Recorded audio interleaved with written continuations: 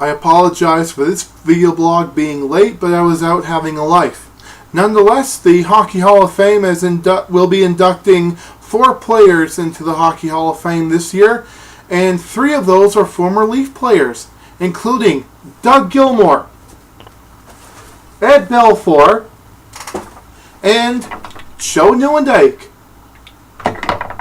Now, with Doug Gilmour, everybody knows that he was with the Calgary Flames along with 2 other former Leafs when Calgary won the Stanley Cup in 1989. And those 2 former Leafs are Gary Roberts and Lanny McDonald, who retired after that game. Nevertheless, he was part of a 10-player trade that sent him to the Toronto Maple Leafs, and he was with the Leafs when they went to the conference finals in 93 and 94. In fact, one of his most memorable moments was in the first game against St. Louis Blues, where he did a spinorama behind the net of Curtis Joseph and scored, giving the Leafs first blood and taking a 1-0 lead in that series. Also, he also set a career record, or not a career record, but a record for most points scored by a Leaf player in the playoffs with 53. He also played 1,474 games, 450 goals, 964 assists, and 1,414 points. And that's throughout his career in general. With the Leafs, he played 393 games, 131 goals, 321 assists, and 452 points. Yes, I know I'm reading from notes, but I just want to make sure I remembered every detail about him.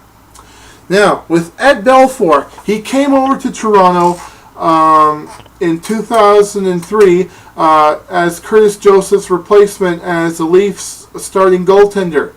But in 1999, he won the Stanley Cup with the Dallas Stars, his most memorable moment, and like he said, it was a dream come true. In fact, he also enjoyed playing with coach at the time, Ken Hitchcock. Yeah, I know, Ken Hitchcock was actually a good coach back then. And when he came to Toronto, he also enjoyed playing for Pat Quinn, and he also admired Matt Sundin's leadership skills and was best friends with some of the Leaf players, including Wade Belak and Ty Domi.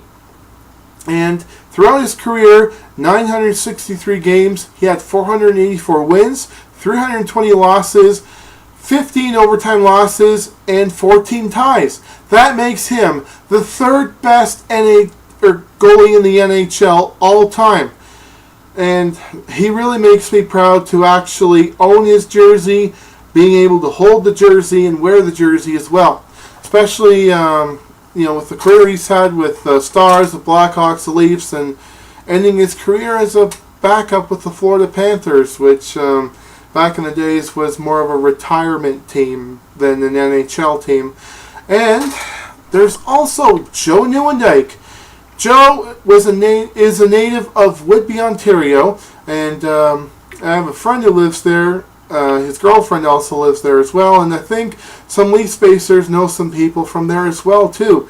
And Joe Nieuwendyk came over to the Toronto Maple Leafs in the 2003-2004 season. He only played 1 season with the Leafs, but he won the Stanley Cup with Ed Belfour with the Dallas Stars in 1999. In fact, he was also the Conn Smythe winner as well. And he also won the Stanley Cup in 2003 with Pat Burns' New Jersey Devils team.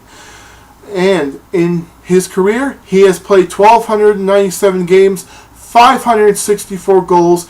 He and Matt Sundin were pretty much 2 Leaf players to actually pass the 500 goal mark. He also had 562 assists and 1,126 points. And he played 64 games with the Leafs, scored 22 goals, 28 assists, and 50 points. I know some current Leaf players have done better, especially 3 of them I can name.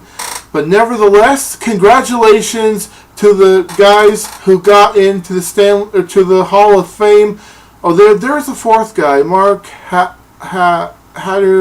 I can't remember his name, but I'm sure that Steve Dangle will tell you who he is.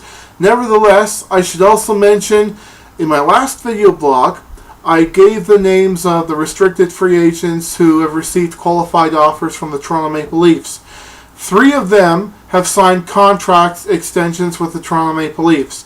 Those 3 are Luca Caputi, I can't remember how long and how much the contract is, Jay Rosehill and Ben Scrivens, both 1-year contract extensions for $600,000. So way to go, guys. And sorry, I have to hurry because the NHL free agency 2011 starts 1 hour and 13 minutes after this video blog was made. So until then, I'm hoping that the Leafs will get Brad Richards and get Stamkos. Although if they don't get either guys, I'm sure that Brian Burke has something big planned for the Toronto Maple Leafs this offseason. I hope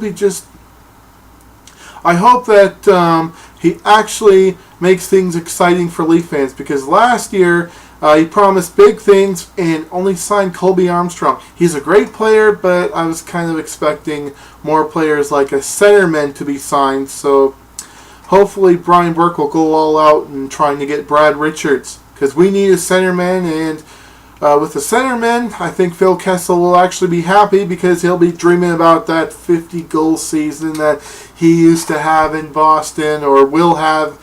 He'd probably be drooling about it too, but never. I mean, he won't be a Mark Savard, but I think he'll help Phil Kessel nonetheless. So until late tonight, after the first day of the free agency signings, go Leafs go! And happy Canada Day too.